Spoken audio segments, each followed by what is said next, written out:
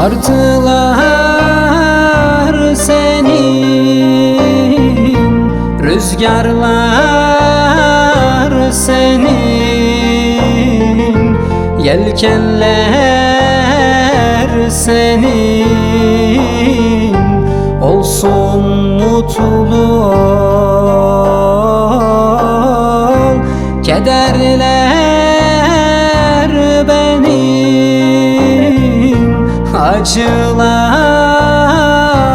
benim, dünyalar senin. Olsun mutlu ol, olsun mutlu ol.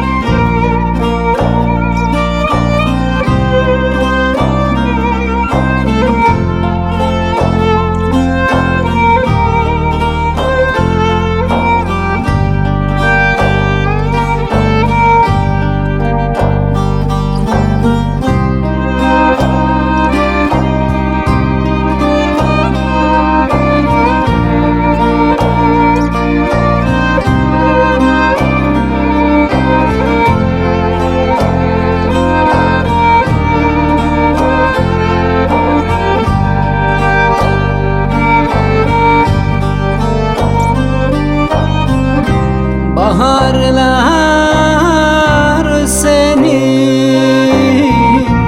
tüm yazlar senin, çiçekler senin. Olsun mutlu ol, dünyalar senin, cihanlar senin, evrenler senin. Olsun mutlu ol, olsun mutlu ol.